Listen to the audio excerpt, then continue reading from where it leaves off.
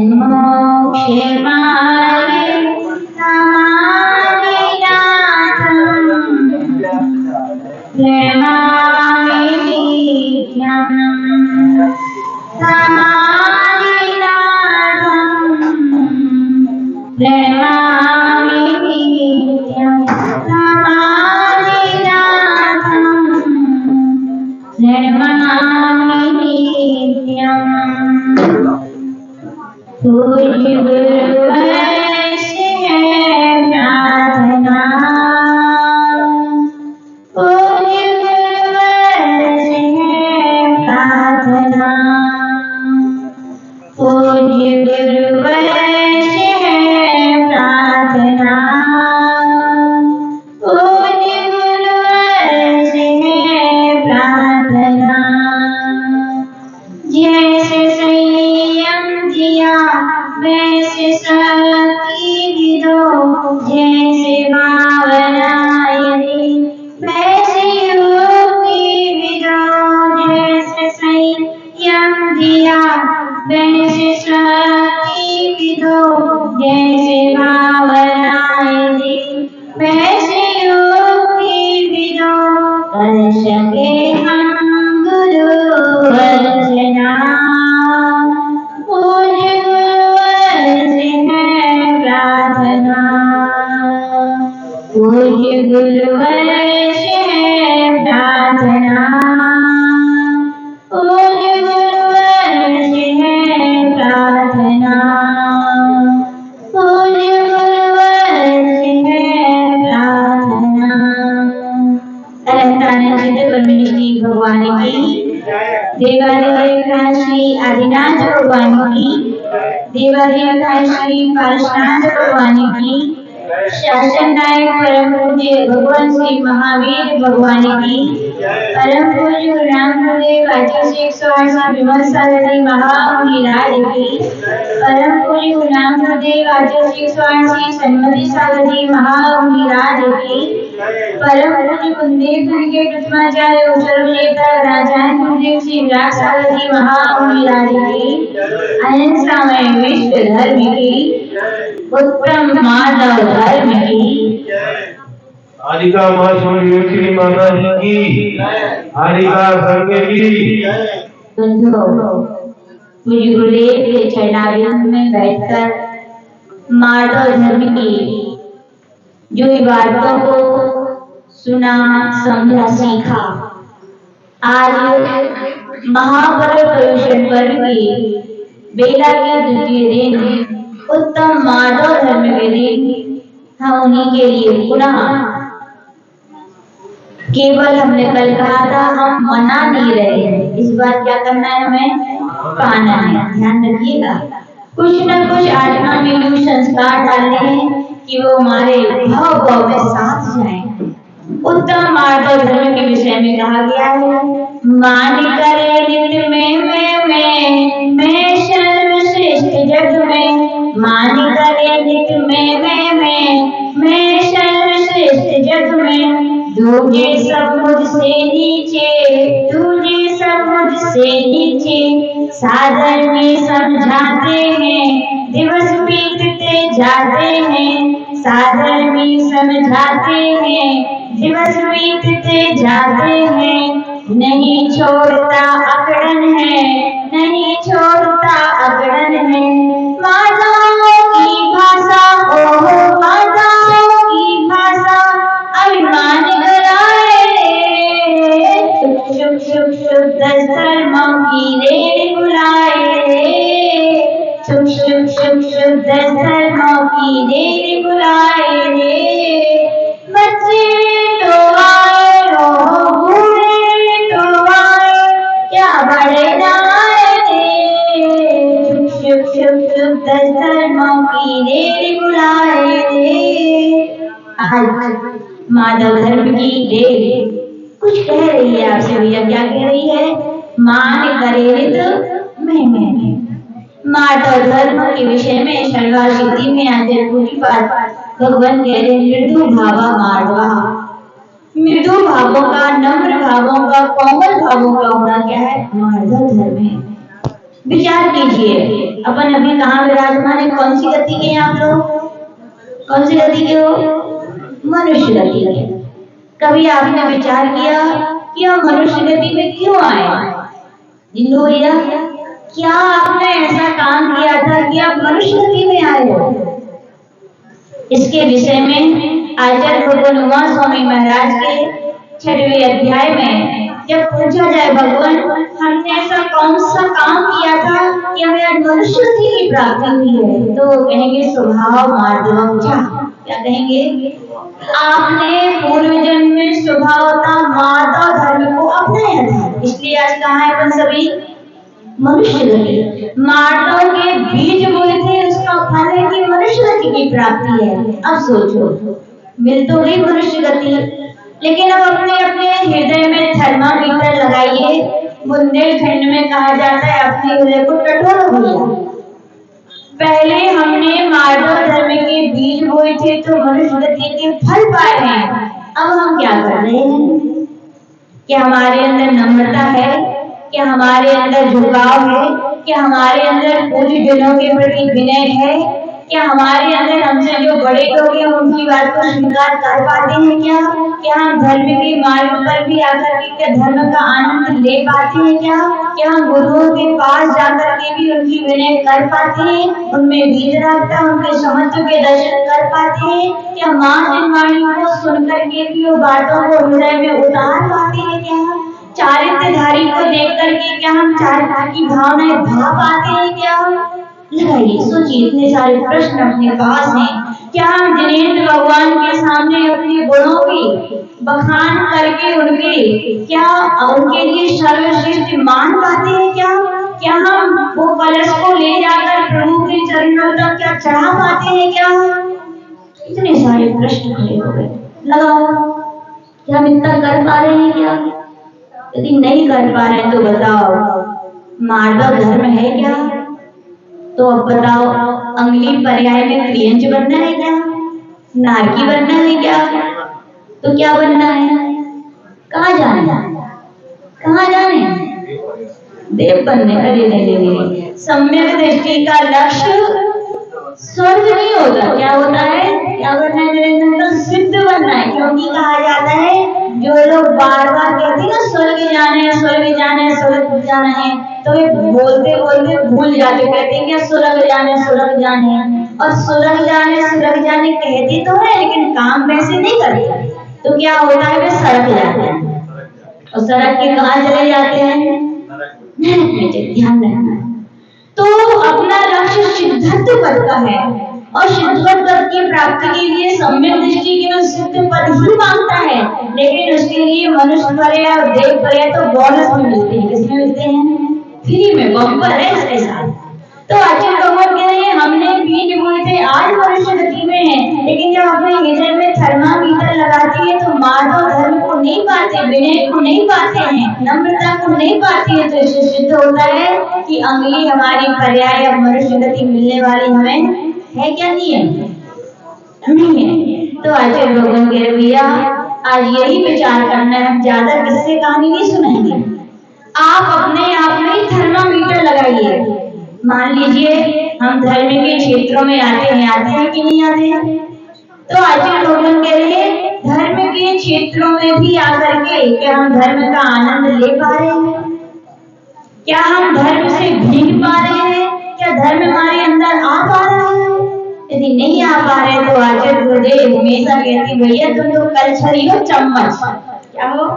चम्मच दाल में रहती है, सब्जी में रहती है, सबको तो स्वाद दे देती है, लेकिन खुद तो स्वाद से रीति रह जाती है। कैसे होता है कि हम धर्म के क्षेत्र पर भी आकर धर्म से रीति हो जाते हैं? तो याद रखना वो धर्म से हमारे रस को नहीं दिलाने वाला है, तो केवल मान है। क्या है वो?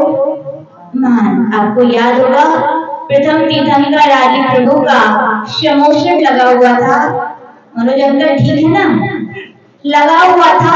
तो वहां पर कहा जाता है कि सौदर इंद्र ने प्रभु से पूछा कि हे प्रभु, इसे आपकी दिव्य सभा में क्या कोई ऐसा जीव है जो आपकी तरह तीर्थंकर प्रकृति का वंदे करके भाव भविष्य में तीर्थंकर बनने वाला है। भगवान तो सर्वज्ञ है, अनंतज्ञ है, एक साथ अनंत भाव की पर्यायों को जान रहे हैं। तुरंत भगवान की दिव्य देशना में फिरा कि सत्यम ऐसे है। बोले हे सौधर्मेंद्र या हे भरत चक्रवर्ती, ये तुम्हारा जो मरीचि कुमार नाम के जो पुत्र है जिसने दिगंबर दीक्षा ले ली है, क्या ले ली है, क्या ले ली थी, दिगंबर दीक्षा लेके जो मुनियों के कोटे में शोभायमान बना है, ये दिगंबर महामुनि मरीचि कुमार अब अगले इस यानी कि 24वें नंबर के होने वाले क्या बनेंगे, तीर्थंकर बनेंगे। वो कितना मजा आ गया होगा ना सुन के। अब इनको थोड़े ही बता दे भैया, आपकी यदि कहा जाए आपके लिए शिखर जी जाने का टिकट मिल रहा है फ्री में, तो कितने खुश हो जाते हो आप। और यहाँ पर कहा जाता है तीर्थंकर जैसी महान पुण्य प्रकृति का बंध होकर के ये जीव तीर्थंकर बनने वाला है। तो वहां पर श्रवण श्री मरीचि कुमार के कर्णों में ये शब्द जैसे ही छुए, देखो क्या कहा जाता है, कर्मों की बड़ी विचित्र लीला है। कहा तो श्रवण वेश को धारण करके बैठी है सम्मत के साथ, लेकिन कर्मों की विचित्रता देखो, कब किसके जीवन में कौन सा कर्म क्या लेकर आ जाए, क्या तूफान उठा दे, क्या भूकंप ला दे, क्या हलचल मचा दे और किसी को आसमान से नीचे भी गिरा दे, तो एक कर्मों की कोई बड़ी बात नहीं है। जैसे ही मरीचि महामुनिराज ने सुने, ओहो मैं तीर्थंकर, ये तो भूल गए कि होऊंगा, क्या मानने लगे, मैं तीर्थंकर, यदि मैं ही तीर्थंकर हूँ तो जैसे भगवान की समोसन सभाएं तो मेरी भी लग सकती है, भगवान की दिव्य देशना खिल रही है तो मैं भी ऐसी दिव्य देशना दे सकता हूँ, भगवान के इतने सारे समोसन में दिव्य विभूति है तो मेरी भी हो सकती है। और आ गया मान, मैं भी तो कुछ हूँ, ये बहुत खतरनाक शब्द है, याद रखना। उपलब्धियों के शिखर से नीचे गिराने के लिए केवल इतना ही भाव काफी कि मैं भी कुछ हूँ। भैया पढ़ लो कार्तिक की अपेक्षा में, आचार्य कार्तिक स्वामी कह रहे हैं सम्यक दृष्टि जीव तो क्या कहता है, मैं कुछ भी नहीं हूँ। क्या नहीं हूँ, मैं किसी ज्ञान के क्षेत्र में, पूजा के क्षेत्र में, तप के क्षेत्र में, अन्य जितने जितने महान लोग होंगे उनके सामने तुमने कुछ भी नहीं हो, अपने आप को सम्यक दृष्टि तिलके के समान मानता है। ये सम्यक दृष्टि और इसके अंदर राजा मैं कुछ हूँ, मैं भी ऐसा कर सकता हूँ, तो वो कौन बोल रहा है उसके अंदर से, वो बोल रहा है क्या, अच्छे लोगों के वो नहीं बोल रहा है, उसकी मान कसाय और मान कसाय के साथ प्लस मिथ्यात्व बोल रहा है। कौन बोल रहा है, वहां से मरीचि महामुनि विराट चल दिए, कहाँ चल दिए, समोसन से बाहर आ गए, और समोसन से बाहर आए वो क्या चला दिए, 363 मत चला दिए। देखो कहाँ तो लोग तरसते हैं प्रभु के साक्षात समोसन मिलेगा तो कितनी निर्मल परिणति करेंगे, अपना भाव सुधारेंगे, अपने जीवन का कल्याण करेंगे। देखो कैसे मान कसाय ने क्या कर दिया, मुनि मरीचि कुमार मुनि के लिए वहां से बाहर कर दिया। कहां से बाहर कर दिया, समोस। कहा जाता सम्यक दृष्टि जीव को धर्म कथा न शोभा है, उसके लिए धर्म भगवान की वाणी में इतनी सारी दिव्य देशना थी, वो समझ में नहीं आया, केवल मान कसाय के कारण एक ही शब्द समझ में आ गया कि मैं तीर्थंकर हूँ, बनने वाला हूँ, तो भूल गया। मान कसाय में व्यक्ति ऐसी होता है, अपने बड़े अपने पूज्यों के प्रति झुक नहीं पाता, मैं भी कुछ हूँ, मैं भी तो ऐसा कर सकता हूँ, मैं भी तो ऐसा कर सकता हूँ। याद रखना, तुम कुछ नहीं कर रहे, तुम्हारी कसाई, लेकिन तुम्हारे लिए तुम्हारा मान तुम्हारे नीचे घट में क्या करेगा, गिरा देगा। तो देखो मरीचि कुमार के धर्म का आनंद ले पाए क्या, वो ले पाए नहीं ले पाए। ऐसे ही कहा जाता है कि चामुंडराय ने कहा की मूर्ति बनवाई है, शिवेन बेलगुला के बाहुबली भगवान की मूर्ति बनवाई है, जब मूर्ति बन गई कितना आनंद आया होगा। मंगलगिरी की जब एक एक भगवान के एक एक मंदिरों में भगवान जब विराजमान होंगे, नरेंद्र कैसो मन मयूर की तरह नाचता होगा, और जब उसकी प्रतिष्ठा हुई होगी और उसके बाद अभिषेक का समय आया होगा तो क्या आनंद का पार नहीं रहा होगा। चामुंड राय भी बहुत खुश थे कि प्रतिमा जी बन चुकी है। आचार्य भगवान श्री नेमिचंद जी सिद्धांति देव ने उनकी प्रतिष्ठा कर दी है। अब हो रहे तो क्या होना है, प्रथम अभिषेक होना है। कौन करेगा, कौन करेगा? अरे हमने बनवाई भगवान की प्रतिमा, तो अभिषेक कौन करे? हम ही करें। और कौन करे? कौन बोला ये? कौन बोला? कौन बोला? मान लुड़िया मूर्ति बनाओ वालों नहीं बोलो। क्या बोला? मान बोला। मैंने बनवाई है। याद रखना, ये मैं बहुत खराब है। मैं होना चाहिए। आज जो चीज भगवान है मैं भी होना चाहिए, लेकिन कब होना चाहिए? भौतिक क्षेत्र में मैं नहीं होना चाहिए। अध्यात्म क्षेत्र में चलेगा तो आओ मैं कोखल समझो। मैं हूँ, मैं अन्न, मैं के अलावा मैं कुछ भी नहीं है। आध्यात्मिक क्षेत्र में तो मैं होना चाहिए। यानी कि इंग्लिश में जैसे आई कहते हो ना, आई, चाहे स्त्री बोले तो भी मैं को आई ही बोलते हैं, पुरुष बोले तो भी आई, और नपुंसक बोले तो भी आई यानी मैं। वहां पर यानी कि लिंग भेद नहीं है। यानी ऐसे कहा जाता है अध्यात्म में ना मैं पुरुष हूँ, ना स्त्री हूँ, ना नपुंसक हूँ, ना देव हूँ, ना कुछ हूँ। मैं तो हूँ तो क्या शुद्ध आत्मा, उसके अलावा मैं कुछ नहीं हूँ। ऐसा अध्यात्मिक क्षेत्र में आ जाए तो भैया जरूर मैं कहना, लेकिन लौकिक क्षेत्र में जब मैं आ जाता है तो कहा जाता है बहुत बड़ी अड़चनें आ जाती हैं। प्रभु की प्रतिमा बनवा के भी प्रभु के चरणों तक वो नहीं पहुंच पाता। किसके कारण? केवल मान के कारण। देखो कलश की तैयारियां हो गई, कितने विशाल विशाल स्वर्ण के रत्नों से जड़े कलश वहां पे ले जाए गए, और जब ढारे गए, देखो माँ जी ढारो तो कि नहीं आप? कहूँ ढारो तो नहीं? कौन आओगे भगवान के अभिषेक किया? जल क्या हुआ था? जितने बड़े बड़े जल ढारे गए, लेकिन आश्चर्य है वे जल भगवान के चरणों तक क्यों नहीं पहुंच पाए? क्योंकि उन कलशों में जल था क्या? जल था, लेकिन जल के साथ घुल मिल गया था। तो कौन घुल मिल गया था? मान कभी प्रभु के चरणों तक आज तक किसी को पहुंचने उसने नहीं दिया। बड़े बड़े राजा बोले अच्छा आपसे नहीं हो रहा तो हम इस देश के राजा हैं, उस देश के मंत्री, हम हारते हैं। खूब प्रयास किया गया, लेकिन जल आया क्या? नहीं आया। लेकिन वो छोटी सी क्या गुड़िया की लुटिया कमाल करी थी कि नहीं?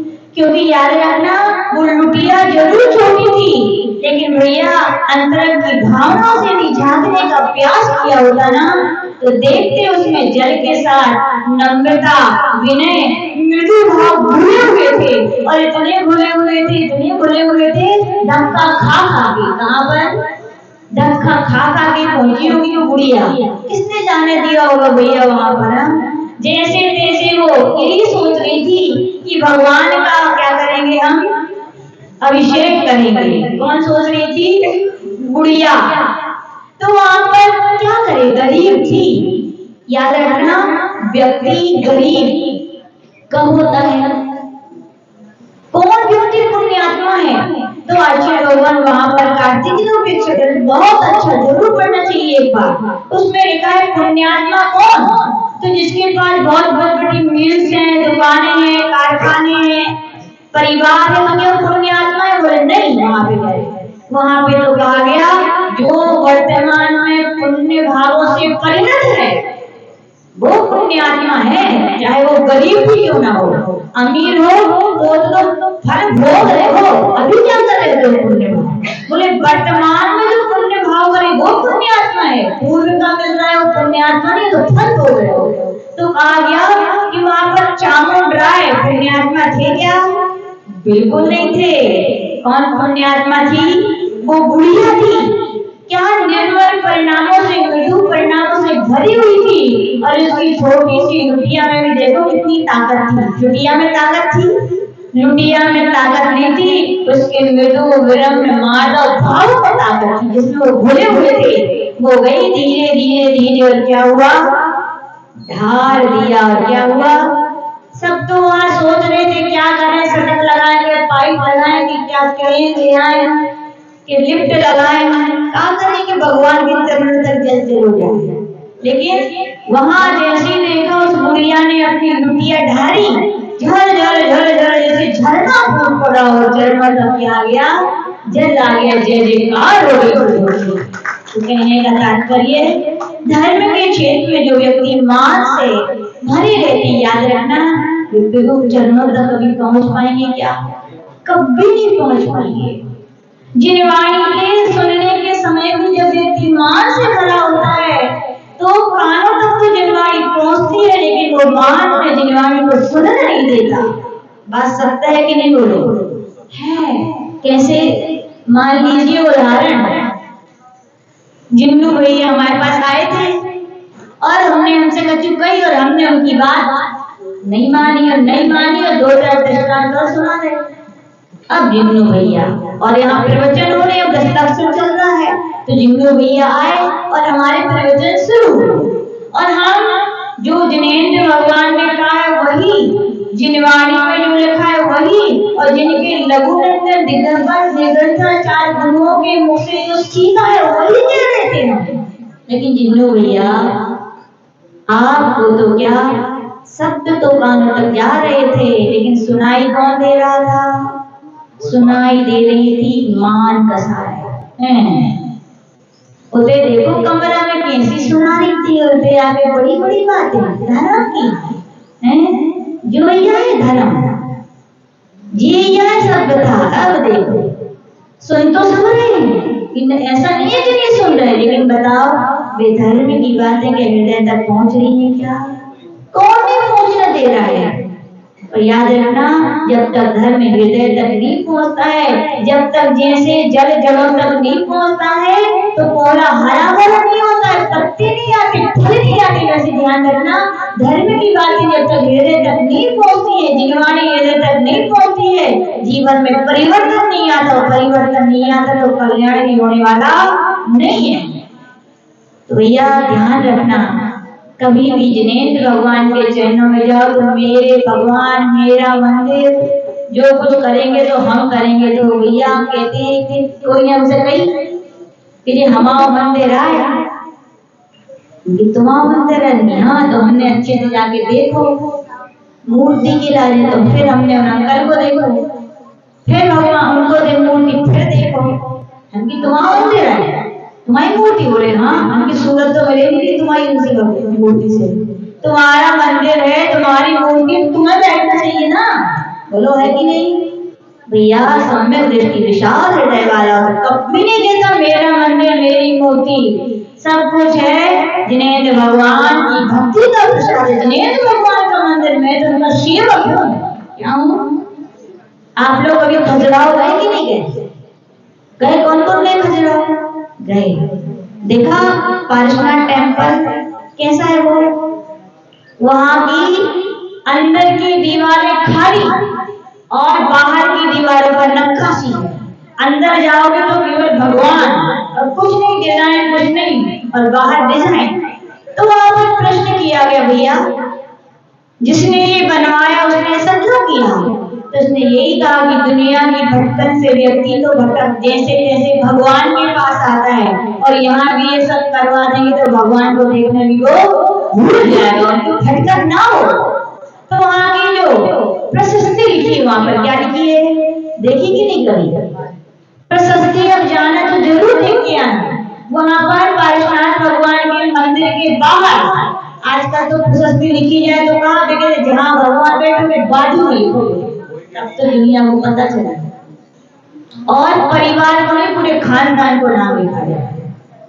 और देखो वो भी तो श्रेष्ठी था जिसने इतना बड़ा मंदिर बनवाया था। कहाँ लिखी प्रशस्ति उसने? मंदिर के बाहर, गेट के बाहर एक कोनिया में क्या लिखी प्रशस्ति आम व्यक्ति तो जाके पढ़ ही नहीं सकता। और आजकल यदि थोड़ी ईंटें उधर लग जाए, सामने लगाओ, सामने दिखे तो दिखनी नहीं आएगा। ये कौन बोल रहा है? मान। और श्रेष्ठी पाहुल की भी बात बता रहे हैं, वो प्रशस्ति में लिखा हुआ है कि मैं इस मंदिर की सुरक्षा करवाने वाले, इस मंदिर की रक्षा जो भी करेगा उसके दास का भी दास हूँ। क्या बोले वो? दास का भी मैं दास हूँ। मंदिर की सेवा करने वाले, यानी कि अपनी इसको कोई कीमत नहीं है। जो है मेरी नहीं, भगवान की सेवा करो। किसकी करो? मंदिर की सेवा करो। ये है क्या है? माधव धर्म। क्या है ये? आती पाती है कि कभी ऐसे विचार, और नहीं आ पाती तो नियम लेके जाना कि हम ऐसे विचार लाएंगे। कैसे विचार लाएंगे? मैं कुछ नहीं हूँ, जो कुछ है तो भगवान का है। लोगों को अपने नाम की कितनी चिंता पड़ती है। हम लोग जब तीर्थ क्षेत्र की यात्रा वंदना करने जाते हैं तो क्या सीढ़ियां चढ़ते हैं तो क्या मिलते हैं? नाम। लेकिन कभी कभी लगता है ओहो कितनी नाम की चिंता है, इतने नाम की चिंता है, इतने नाम की चिंता है कि लोगों के पैरों से कुचलो जा रहा हो, लेकिन नाम लिखा जाना चाहिए। मूर्खता है कि नहीं है? बोलो। जहां तुम इतने बड़े भगवान की सेवा भक्त, तुम्हारा नाम तो भगवान के हृदय में बस गया है भैया। तुम क्या दुनिया को दिखाना चाहते हो? तुम अपना नाम ऐरे गहरे नत्थु करे चलो चलवा रहे, इतने बड़े भगवान के भक्त होकर के भी नाचे रोगन करे नहीं। क्या होना चाहिए अपने अंदर? निर्भय भाव। जिनवाणी हृदय तक जानी चाहिए और उसका प्रभाव भी जीवन में आना चाहिए।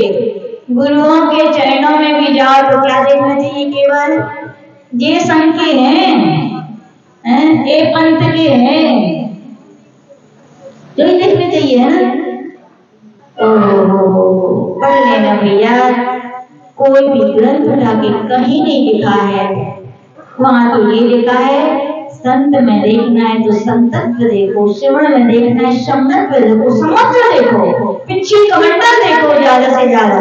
और इसके अलावा बताओ लिखा है क्या कुछ? देखो बताओ, उठा के दिखा दो कौन से ग्रंथ में लिखा है कि संत देखो, पंथ देखो, परंपरा देखो। बोलो लिखा है क्या? लेकिन जिनके अंदर सम्यक दर्शन होता है उनको तो निर्गंथ पना ही दिखता है, लेकिन जिनके अंदर क्या नहीं होता? बोलो क्या नहीं होता? सम्यक दर्शन नहीं होता है तो उनको क्या दिखता है? ये सब दिखता है, उनको गुण नहीं दिखते। वे व्यक्ति वो जोग की तरह है कि गाय के स्तन के पास जाके दूध नहीं पीते। क्या पी के आते हैं? रक्त पी के आते हैं। क्यों? संतपाद पंथपाद के कारण गए हो तो जरूर दो से लेके आओगे, यानी कि आप उसमें कंपेयर तो करोगे, ये वाली परंपरा ऐसे, वे परंपरा ऐसे। और जब दो चीजें होती तो एक अच्छा होता है और एक ऑटोमेटिक बुरा सिद्ध होता है। बोलो होता है कि नहीं? राग द्वेष होते हैं कि नहीं? जब संत पंथ परंपराएं की बात आती नियम से राग द्वेष होते हैं। जब संतत्व निर्गंथ देखा जाता है तो भीतराते भी धर्म दिखता है। क्या दिखता है? रत्नात्रय दिखता है। कहा जाता है कि वहां पर आपने अभी 10 वो निकल गया, रक्षाबंधन पर निकल गया, बाली आदि 4 जो मंत्री थे कहाँ गए थे? अकंपनाचार्य दिगंबर के जो सूर थे, जगमगाते सूर थे, जिनका विशाल संघ था। कितना संघ था? कितना था? कैसा लगा था? आप सोचते हो कभी कितना आनंद आया होगा? अपने यहाँ पर 2-4 महाराज या 20-25 पूरी गुरुदेव आए थे तो 50-60 हो गए थे। तो जब हार चलिया के लिए निकलते तो कितना आनंद आता है। अभी कुंडलपुर में और पथरिया में इतने बड़े बड़े प्रोग्राम भी हो, 400-400 महाराज माता जी एक साथ निकलते, कितना आनंद आता था। कभी कल्पना करो जब जिस संघ में 700 मुनि महाराज रहते होंगे, एक साथ उठते होंगे तो ऐसा लगता होगा संतों का मेला आ गया। क्या आ गया? आनंददायी। यदि अपना सौभाग्य मानते हुए आंखें धन्य अपन, याद रखना अपन लोगों का बहुत बड़ा पुण्य भैया। कुछ समय ऐसा निकल गया अभी कि लोग तरस गए इसके लिए, चाहे पंडित तोड़रमल जी हो, चाहे बनारसी दास जी, बड़े बड़े विद्वान तरस गए किसके लिए? एक दिगंबर संत के दर्शन के लिए। और अपना तो सौभाग्य पुण्य ना जाने कितने भाव एकत्रित हो आ रहे हैं, इतने सारे संत इस युग में ज्ञापन को देखने मिल रहे हैं। तो भैया उनमें संतत्व भी देखना, बाकी उनमें कुछ देखने की भूल भी मत करना। क्यों? क्योंकि वहां बलि आदि 4 मंत्री गए थे कि नहीं? अकंपनाचार्य वो नहीं, महाराज जा रहे थे, तो उन्होंने कहा था कि आप लोगों को भी चलना है। वहां पर जब गए तो अकंपनाचार्य महाराज तो निमित्त ज्ञानी थे, महान ज्ञानी थे, पहले ही जान लिया कि कुछ अनहोनी होने वाली है, और शिष्यों से कह दिया आप सभी के लिए मौन ध्यानस्थ रहना है। और गुरु आज्ञा गरीयसी। याद रखना, गुरुओं की, अपने से बड़ों की बातें जरूर माननी चाहिए। हम कौन नहीं मानते? जिनके अंदर मान रसाय होती है, जिनका भविष्य अच्छा नहीं होता। दोनों बातें क्या है? जिनके अंदर मान बैठा है और जिनका भविष्य अच्छा नहीं है, वे अपने से बड़ों की बातों को नहीं मानते। चाहे वे बहू हो, चाहे बेटियां हो, चाहे बेटे हो, चाहे कोई भी यदि आपसे पद में बड़ा है, उम्र में बड़ा है, ज्ञान में बड़ा है, और यदि कोई अच्छी बात बताए और आप भी उसको समझते हो, ध्यान रखना ऐसा कोई इंसान नहीं है जो सही बात को नहीं समझता। सब समझते हैं, लेकिन मान कसाई आ जाती है, वो हमें मानने स्वीकारने नहीं देती। बात सत्य है कि नहीं? बोलो, सत्य है। लेकिन याद रखना, बात वे ही नहीं मानते जिनका भविष्य अच्छा नहीं है, लेकिन जिनका भविष्य अच्छा है, जिनको उपलब्धियां मिलने वाली होती हैं, वे अपने से बड़ों की बात जरूर मानते हैं। ध्यान रखना, ये अपने अपने बच्चों को जरूर ये संस्कार देने चाहिए कि बेटा बहुत बड़े बड़े रहस्य भरे होते हैं। जरूरी नहीं है आप बहुत बड़े हो सकते हैं, आज के समय में आपका एजुकेशन बहुत हाई लेवल का है, आप बहुत बड़े समझदार हैं, आपके पास बहुत टेक्निक है समझने की, लेकिन याद रखना, तो तुम्हारे माता पिता है ना, तुमने 20 साल में पढ़कर तुम कितना किताब का ज्ञान कर लोगे? वे तुमसे 20 साल और प्लस हैं, वे 40 साल हैं, उनके साथ 20 साल का भले तुम्हारा ज्ञान नहीं है, लेकिन 40 साल का जीता जाता अनुभव है। ज्ञान से बड़ा अनुभव होता है। क्या होता है? सत्य है कि नहीं? वो जानते हैं कि क्या अच्छा है और क्या बुरा है, तभी तो टोकते हैं। खुद उत्पन्न किए बच्चों से कोई माँ द्वेष, कोई पिता द्वेष नहीं रखते, मना करती तो हमारे भलाई के लिए। तो वहां पर सब शिष्यों ने बात मान ली, और राजा आए और उन्होंने जैसे देखा, देखकर भाव विभोर हो गए, गदगद हो गए। धन्य मेरा जीवन, धन्य मेरी आंखें, धन्य मेरी पर्याय कि ऐसे जीते जागते सिद्धों के हम क्या कर रहे हैं? दर्शन कर रहे हैं। इस धरती के देवता भगवंतों के दर्शन कर रहे हैं। एक भाव हो रहे हैं। वहां पर बलि आदि मुनि महाराज के अंदर कैसे भाव हो रहे हैं? कुछ नहीं आता। बताओ, कितने बड़े राजा आए हैं, लोग तो तरसते हैं कि हमारे यहाँ आ जाए मोदी जी और जी, वैसे तो राजी आ गया। कैसे मूर्ख है बोले, इनके लिए बोल रहे हैं। याद रखना, वो उनसे नहीं बोल रहे हैं, वो अपनी दुर्गति को बोल रहे हैं। जिसको बोल रहे हैं? अपने जो भविष्य खराब है वो बोल रहा है कि इतना भी ज्ञान नहीं है कि इतने बड़े राजा आए, उनको मुस्कुरा दें, आशीर्वाद दे दें, देख लें। लेकिन धन्य है वे संत जिनको राजा और रंक में भी कोई अंतर नहीं है। तो कहा गया ऐसे उन वाली मंत्री के लिए कुछ नहीं दिखा। क्यों नहीं दिखा मालूम? एक आज की उदाहरण देते हैं। एक बार बिल्ली थी, कहाँ की बिल्ली थी? सागर की होगी, मंगलगिरी की होगी, या घूमती है। तो एक बार बिल्ली थी, उस बिल्ली ने सोचा कि जय कुमार अंकल के परिवार से कोई लंदन जा रहे हैं। कहाँ जा रहे हैं? लंदन। तो बिल्ली ने सोची अच्छा मौका है, अपन कहाँ चले? लंदन घूमाए। और उसने ये खबर अपने सारे, जैसे आप लोग तो कहीं जाते हो तो सबको बता के जाते हैं जा रहे हैं, जा रहे हैं, हल्ला मचा दिया। सारी बिल्लियां सागर की, नरेंद्र अंकल मंगलगिरी आई मेरे वे। कौन से? बिल्ली से। अच्छा लंदन जा रही हो? छोड़ने गए एयरपोर्ट तक, फ्री में गई थी, पैसा नहीं ले, बस जय कुमार अंकल की संगे रही थी दरबार में, छोड़ने गए। और जैसे आप लोग कहते हो अच्छे से जाइयो, ठीक है, ऐसी कही हो, चली गई। और लंदन जब गई तो जय कुमार फोन हो गया, फोन हाँ लगा हुई, पूछत रही थी ठीक हो, व्यवस्था में कभी तो नहीं है, जो तो आज संस्कृति है। जय कुमार अंकल कहाँ कहाँ नहीं घुमाया आपने ना दिल्ली को, सब कुछ घुमाया, सब कुछ देखा, और देखने के बाद सब कबूतर हो, कहाँ की याद आती है? घर की। कहाँ की? संत तोते की तरह होते हैं, एक बार लौटे कल मुड़कर नहीं देखते हो राह, सारा घर छोड़ के भी जाते हो लेकिन मन में वो घर बसा रहता, लौट कर कहाँ आते हो? टूटे फूटे ही मकान। फिर लौट आए अंकल, तो फिर आई, कौन आई? कौन आई? बोलो बोलो। एक बिल्ली नहीं, कौन आई? बिल्लियां बहुत सारी। क्यों आई? अब कोई लौट के आते तो फिर मिलने आते, क्यों आते हैं? लंदन गई थी, काका देखो जीती तुमने, बोले तो लंदन में थोड़ा पेरिस बना है, ये बना है, तुमने देखा? वहाँ की रानी विक्टोरिया है, उनके मुकुट में सुना है कोहनी का हीरा लगा है, देखो कि नहीं देखो? ये अच्छे ये बिल्ली को ये सब पूछ रही, जो देखो जो खाओ। क्या फालतू की बकवास करती हो? क्या बोली बिल्ली? क्या फालतू की बकवास करती हो? हमने ये कुछ नहीं देखा, हमने देखा तो बस इतना देखा, वहां ये मोटे मोटे चोर हैं, जिसकी दृष्टि में जो हो उसे वही दिखता है। सब कुछ अच्छी वस्तुएं, लेकिन उसकी नजर गंदी दृष्टि तो गंदगी पर ही जाती है। मन में मिथ्यास बैठा है, गुरुओं के प्रति ग्लानि भाव बैठा है, तो उस बाली आदि मुनि महाराज के लिए उनमें संतत तो नहीं दिखा, वितरागता नहीं दिखी, क्या दिखा? गंदगी, यानी गंदे विचार, गंदी चीजें दिखी। तो याद रखो, ये कौन बोल रहा था? उसका महान कसाय। तो क्या हुआ उनका? नरक गति में जाना पड़ा कि नहीं?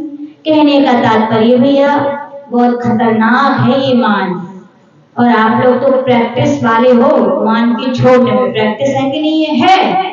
मान नहीं छोड़ा होता तो आज मनुष्य गति प्राप्त होने वाली नहीं थी।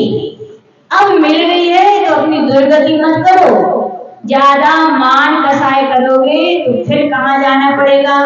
नीच गोत्र का बंद होता है। किसका होता है? अपने पूज्य जनों में अवगुण देखते हैं तो किसका बंद होता है? नीच गोत्र। नीच गोत्र में नरक को त्रियंश। अब जाना है क्या नरक त्रियंश? नहीं जाना है ना, तो जिनेंद्र भगवान के चाहे मंदिर हो, चाहे जिनवाड़ी हो, चाहे गुरु हो, उनमें जब भी देखना तो क्या देखना? उनके गुण देखना। कभी मान कसाय में आकर उनके दुर्गुण देखने की कभी हिम्मत भी भूल से मत करना। अब ये आर्य धर्म आए कैसे, ये भी तो पता होना चाहिए। उसके लिए आचार्य लोगन कहते हैं अपने आप को बहुत छोटा समझो। क्या समझो? छोटा। याद रखना, छोटा समझने से कोई व्यक्ति क्या छोटा हो जाता है? बिल्कुल गलत। जो अपने आप को जितना छोटा समझता है वो उतना बड़ा हो जाता है, क्योंकि जिसके अंदर गुण है, जिसके अंदर कुछ है, वही तो कहेगा हमारे अंदर कुछ नहीं है। तो जिसके अंदर कुछ नहीं होता, अदर जल गगरी झलकती है। जिसके पास, याद रखना, परीक्षा कर लेना व्यक्तियों की, जो अपने मुंह से बोले हमें ये हम भी कुछ हैं, यानी उसके पास कुछ नहीं है। आचार्य भगवान पूज्य गुरुदेव बहुत सारे आचार्य भगवान के उदाहरण सुनाते हैं। एक बार आचार्य शांति सागर जी महाराज की परंपरा में आचार्य कल्पशु सागर जी हुए। आचार्य धर्म सागर जी के साथ वो रहते थे। उनकी संलेखना समाधि चल रही थी, तो उनसे पूछा, भगवान आप तो कितनी अच्छी संलेखना समाधि की साधना करते हैं, आपकी साधना को तो देखकर लगता है शांति सागर जी के बराबर आपकी साधना हुई। तो मालूम है कल्पशु सागर मुनि महाराज क्या बोले? बोले भैया मुझे मान के शिखर पर मत चढ़ाओ, मान के शिखर पर चढ़ूंगा तो मुझे गिरना पड़ेगा। बोले ऐसी मुझे कसाय भाव मत दिलाओ। बोले कहाँ शांति सागर जी महाराज, उनकी तुलना में तो हमारी साधना कुछ भी नहीं है। ये कह रहा था क्या? सब कुछ है, फिर भी बड़े बड़ाई ना करे, बड़े न बोले बोल, हीरा मुझसे तब कहे लाभ हमारा मोल। पूज्य गुरुदेव ने उनका चेहरा देख के लगता है कितनी सरलता सहजता है। आचार्य गुरुदेव ने इस युग में ऐसे दिगंबर आचार्य जिन्होंने 4 टीकाएं की संस्कृत की। शर्वोदया टीका, रत्नाकर वर्णी टीका, श्रीमण प्रबोधनी टीका, श्रीमण शर्मोदनी टीका। जब विद्वान ने कहा भगवान आपको एक नया इतिहास बना रहे टीका लिखने का, तो गुरुदेव बोले भैया मैं क्या इतिहास बना सकती। उन्होंने बोला आपको नए इतिहास तोड़ रहे हो। बोले भैया ये तोड़ने का काम नहीं, दिगंबर आचार्य तो ये जोड़ने का काम करते हैं। मैंने इतिहास किसी के तोड़े नहीं, मैंने तो दिगंबर आचार्य के इतिहासों में एक नया इतिहास जोड़ा है। बोले मैंने थोड़ी कुछ लिखा है। आचार्य अमृतचंद महाराज से कहा गया भगवान आपके अपने ग्रंथ लिखे। बोले मैंने कुछ नहीं लिखा। बोले शब्द से शब्द मिले तो वाक्य बन गए, वाक्य से वाक्य मिले तो पद बन गए, पद से पद मिले तो छंद बन गए, और छंद से छंद मिला तो ग्रंथ बन गया। बोले मैंने कुछ नहीं किया। तो ये है क्या है मानव धर्म। याद रखना क्या उपलब्धियां आती हैं तो कहा जाता है जिसके अंदर मानव धर्म होता है वो हर समस्याओं से जूझ सकता है। हर जिस व्यक्ति के पास झुकने की कला है वो दुनिया को झुका सकता है। झुका सकता है कि नहीं। एक बार मास और बास में बात चली। बोले बहन तुम तो इतनी छोटी हो, इतने बड़े बड़े तूफान आते, नदी में बाढ़ आती है, मैं तो धड़ाम से गिर जाता हूँ, मेरी हड्डी पसली टूट जाती है, मुझे चोट आती है, लेकिन तुम्हें तो कुछ नहीं होता। तुम तो तूफान आने के पहले जैसी मुस्कुराती हो और तूफान जाने के बाद भी वैसी मुस्कुराती हो। बाढ़ आने के पहले जैसी हरी भरी खड़ी रहती हो, बाढ़ जाने के बाद भी ऐसी हरी भरी खड़ी रहती, क्या बात है। तो घास बोली मैं भगवान महावीर के शासन में उत्पन्न हुई हूँ। किसके? मैंने भगवान महावीर की वाणी सुनी है। उन्होंने कहा है झुको और क्या रहो प्रसन्न रहो। और क्या कहा है प्रसन्न वही रहते हैं जिन्हें विनय का वरदान होता है, अकड़ कर रहना तो मुर्दों की शान होता है। क्या है? बोले मैंने भगवान महावीर का विनय का पाठ सीखा है। तो मैं जब नदी का बहाव ऐसा होता है तो मैं झुक जाती हूँ। मैं जाता क्या झुकने में, जब नदी ऐसी आती हवा चलती मैं ऐसी झुक जाती हूँ। बोले मुझे झुकने में जाता क्या है मेरा। और बोले इसी के कारण मैं क्या प्रसन्न रहती हूँ। बांस है कि झुकते ही नहीं है, अकड़ के खड़ा रहता है तो मुर्दों की तरह से नीचे गिरना पड़ता है। तो याद रखना जीवन में उपलब्धि यदि आपको चाहिए तो झुकना जरूर सीखिए। और याद रखना झुकने में बहुत बड़े गुण हैं।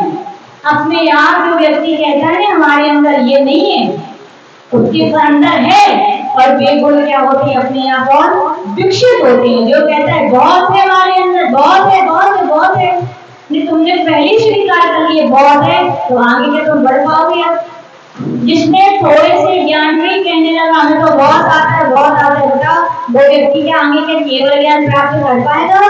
यानी कि अपने अपने गुणों में अवरोध होगी। मान दशाएं करती कौन करती है? मान दशाएं। आचार्य रोगन हमेशा कहते हैं मान दशाएं को ही जीतने के लिए पहले मंदिर कैसे बनाए जाते थे, बहुत बड़े, लेकिन गेट कैसा होता था।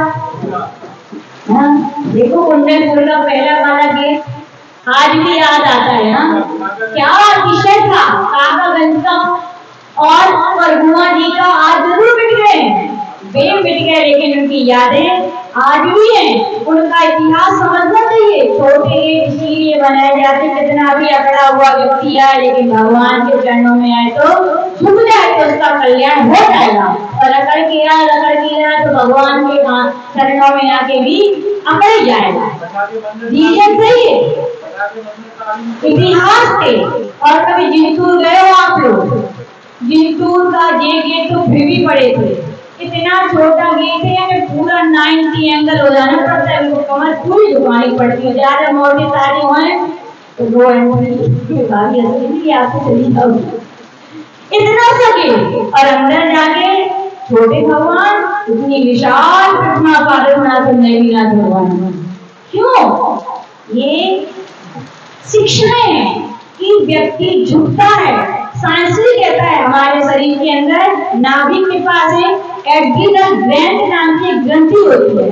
जब अपन सीधे बैठते हैं तो ग्रंथि का स्राव होता है, मांसपेशियां बढ़ती है। जब हम झुकते हैं या अपने यहाँ मंदिर में क्यों कहा गया पंचांग नमस्कार करो, अष्टांग नमस्कार करो, झुके नमस्कार करो? क्यों? कि भगवान के चरणों में आते हैं तो एड्रिनल ग्लैंड है, वो ग्रंथि दबती है, और दबती है तो क्या होता है, वो श्राव कम होता है, श्राव कम होता है तो अपने अंदर क्या की नम्रता और विनय आती है। इसके लिए साइंस कहता है जिनके अंदर अपने आप को जिसने मान लिया है कि हमारे अंदर मान है, तो क्या करें, उसमें कहा गया आचार्य भगवान कहते हैं अपनी विशुद्धि चक्र यानी कंठ पर ध्यान करना चाहिए उसके लिए। तो क्या होता है, मान दशाएं क्या होती है, गलती, और याद रखना उपलब्धियां आज तक जिन जिनको मिली है, किसको मिली है, जिनको अपने आप को बहुत छोटा माना है, और जिनने बहुत माना है वे छोटे छोटे बच्चे कहते हैं ना कि चीटी ले शक्कर चली, ऐसे बोलते थोड़ा चीटी छोटी है लेकिन शक्कर को लेकर के वो पहाड़ पर चढ़ जाती है, छोटी है, और हाथी बड़ा है लेकिन अपने आप को बहुत बड़ा मानता है तो धूल भी नसीब नहीं होती, धूल उसको मिलती है। तो अच्छे भगवान आज के दिन अपन इतना ही सीखे, क्या सीखे, इन्हें दृष्टांतों से खाली सुनकर ना निकाल दें, क्योंकि मृदुता का अर्थ है विनय, और विनय 4 प्रकार की है, दर्शन विनय, ज्ञान विनय, चारित्र विनय और उपचार विनय। कम से कम धर्म के क्षेत्र पर आकर के जो सम्यक दर्शन धारी हैं, जो सम्यक दर्शन के उपकरण है, यानी भगवान है, मंदिर है, जिनवाणी है, गुरु है, उनके प्रति तो उनका अभिमान ना करें, उनको पंच परंपराओं में बांट करके अपने अभिमान की पुष्टि ना करें।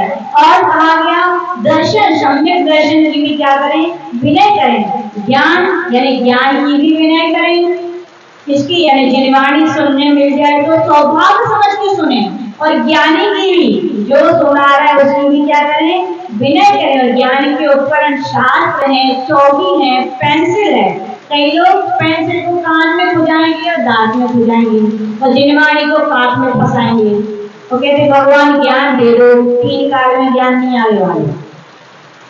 याद रखना ज्ञान किससे आता है, मंद कसायों से। मंद कसाय यानी विनम्र बनिए, विनय कीजिए। आचार्य श्री गुरुदेव बोलते हैं विनय कोई ना करे कोई बात नहीं, लेकिन अविनय ना करें।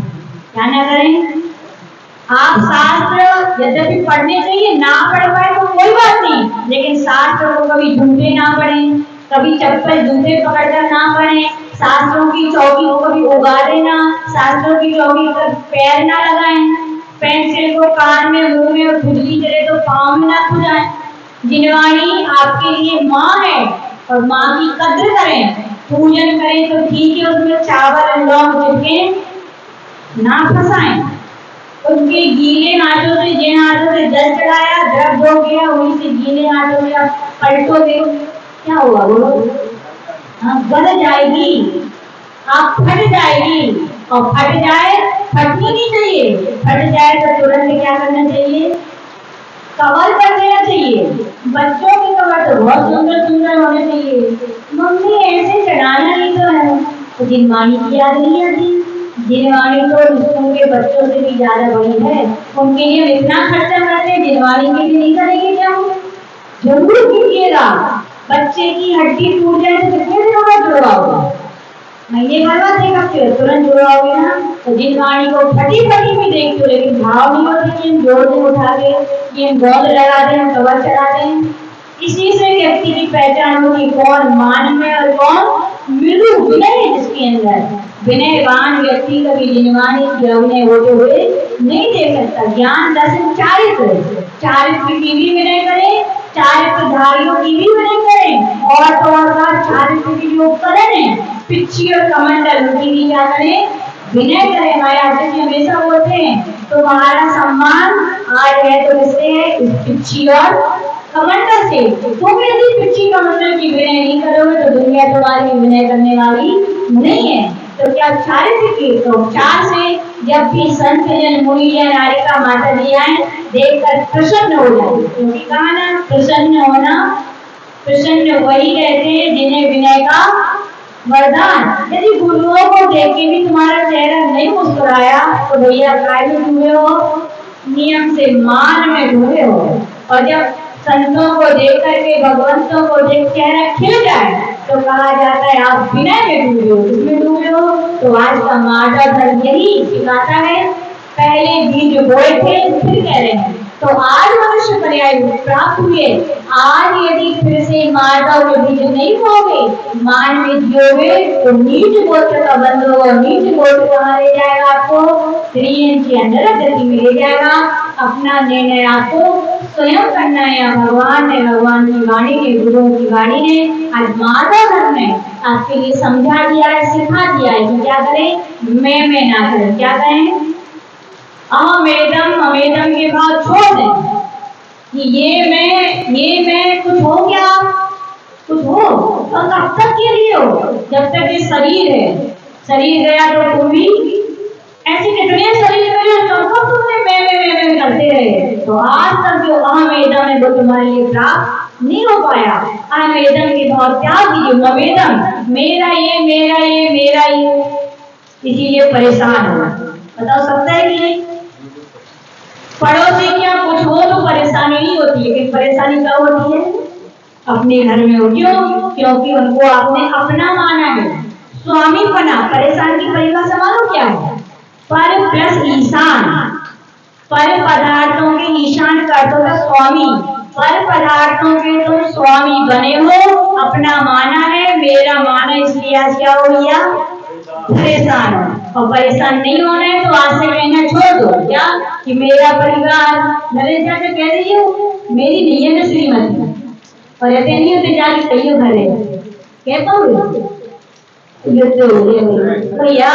सम्यक दृष्टि का ज्ञान है, ज्ञान की बातें बाहर बनी अंतरंग में। बाहर से गृहस्थी में फंस गए तो सब व्यवहार निभाओ, लेकिन अंतरंग से ज्ञान क्या रखो? हमाओ बचू नहीं और हम कहोगे। ये बहुत बड़ा मंत्र है, याद रखना।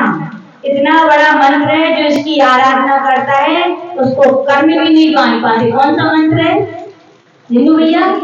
कचू हमाओ नैया और को हमाओ नैया। इतना यदि हमारे अंदर में आ गया तो नियम से अमेदम अमेदन के भाव नष्ट होंगे। हमारी परमात्मा की जो मानव गुण से संपन्न जो हमारी शक्ति है वो जरूर प्रकट होगी। इसी भावना के साथ जो ये उत्तम मानव धर्म की 3 बार याद करेंगे। हाथ जोड़ लीजिए।